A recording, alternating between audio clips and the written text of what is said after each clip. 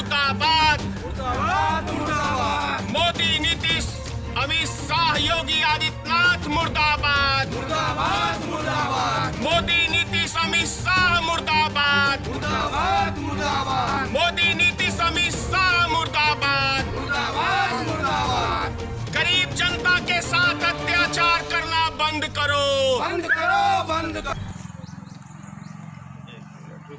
चालू है। हाँ, आज देख सकते हैं आप कि हमारे देश के प्रधानमंत्री श्री नरेंद्र मोदी जी, गृह मंत्री अमित शाह जी, बिहार के मुख्यमंत्री नीतीश कुमार जी, यूपी के मुख्यमंत्री योगी आदित्यनाथ जी का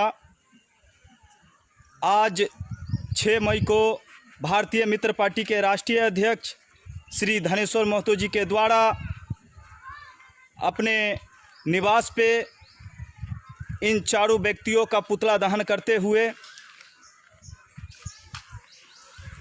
आप देख सकते हैं हमारे देश के प्रधानमंत्री श्री नरेंद्र मोदी जी, गृह मंत्री अमित शाह जी, बिहार के मुख्यमंत्री श्री नीतीश कुमार जी, यूपी के मुख्यमंत्री योगी आदित्यनाथ जी का पुतला भारतीय मित्र पार्टी के राष्ट्रीय अध्यक्ष श्री धनेश्वर महतो जी के द्वारा अपने आवास के सामने दहन किया जा रहा है।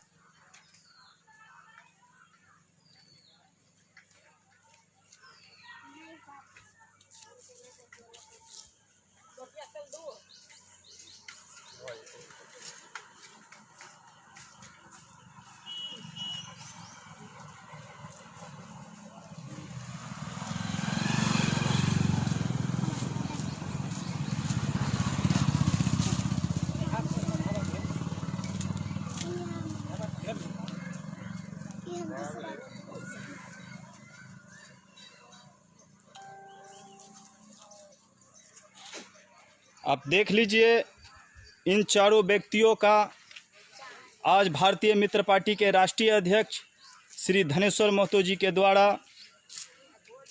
भारतीय मित्र पार्टी के राष्ट्रीय अध्यक्ष श्री धनेश्वर महतो जी के निवास पे पुतला दहन कर रहे हैं।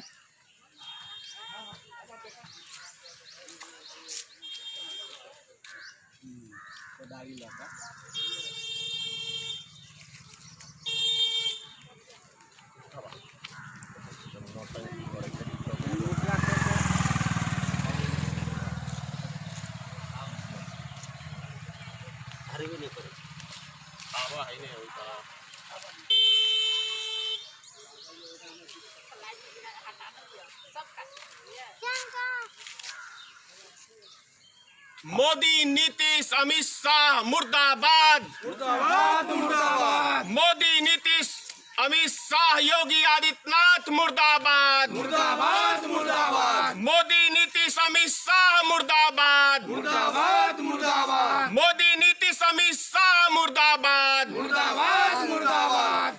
गरीब जनता के साथ अत्याचार करना बंद करो, बंद करो, बंद करो। हाँ सर, बताए आज मोदी जी जो हमारे देश के प्रधानमंत्री है, गृह मंत्री अमित शाह जी का और योगी आदित्यनाथ जी का और नीतीश कुमार जी का जो पुतला दहन किए हैं, उसका सर मूल कारण बताएं कि आप पुतला दहन सर क्यों किए हैं?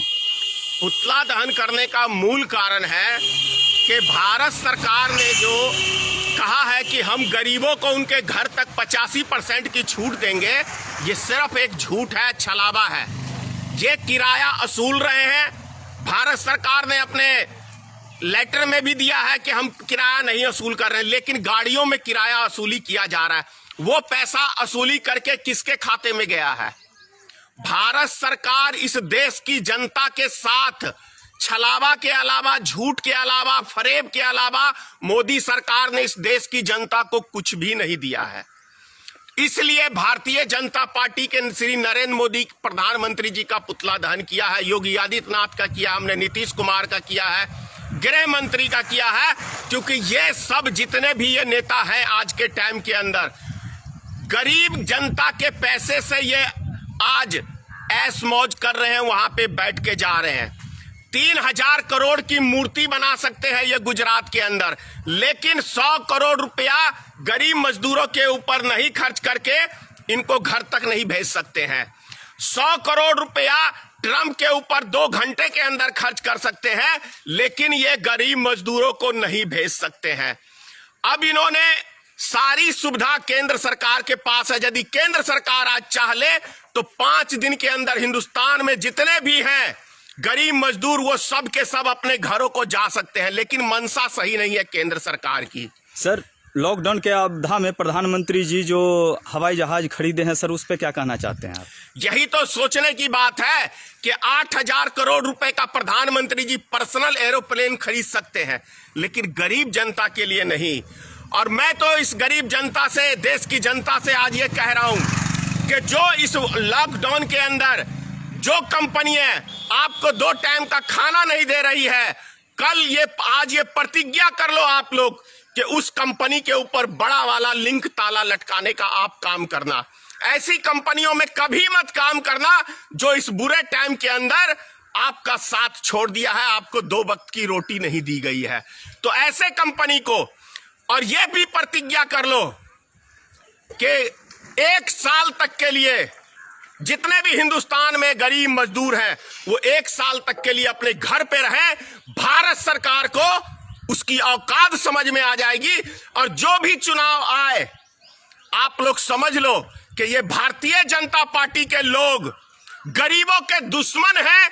इस बात का सबसे बड़ा प्रमाण आज इस 42 दिन के लॉकडाउन के अंदर ये सिद्ध कर दिया है भारतीय जनता पार्टी की सरकार ने कि ये सरकार, नरेंद्र मोदी की सरकार, बिहार में नीतीश कुमार की सरकार, यूपी में योगी आदित्यनाथ की सरकार गरीबों की दुश्मन है, गरीबों को मार देना चाहती है। ये एक मास्टर प्लान है इस देश के अंदर। सर, आवेदन के जरिए से लोग घर आने के लिए आवेदन कर रहे हैं, मगर प्रशासन के द्वारा अलग अलग शहरों में उससे पैसा आवेदन लेना। सोचो ना कि जो भारत सरकार ने कहा है कि जिसको घर जाना है वो ऑनलाइन आवेदन करे। गरीब मजदूर जो बाहर मजदूरी करने जाते हैं वो व्यक्ति अंगूठा छाप बहुत मात्रा में होते हैं, उनको मोबाइल चलाना नहीं आता, तो वो व्यक्ति वहीं भूखे प्यासे मर जाए। सबसे ज्यादा शिकार गुजरात के अंदर गरीब मजदूर हो रहे हैं, महाराष्ट्र के अंदर हो रहे हैं, बिहार में हो रहे हैं, बंगाल में हो रहे हैं, और तमिलनाडु में हो रहे हैं, क्या कहते हैं ये बेंगलोर में हो रहे हैं। तो ये खास तौर से जहां हिंदी भाषी का विरोधी है जो प्रदेश, वहां पे सबसे ज्यादा हिंदी बोलने वालों को आज दिक्कत हो रही है। वहां प्रशासन मारता है उनको, खाने के लिए जाते हैं ये कोई सामान खरीदने तो प्रशासन मारता है। इसका मतलब क्या है? दूसरी तरफ आप यहीं से अंदाजा कर लो ना, दारू बिकवाना बहुत जरूरी था, दारू बिकवाना बहुत जरूरी था क्योंकि माल आना है उसके अंदर। आज गरीब जनता की, किसी की जान की किसी सरकार को परवाह नहीं है।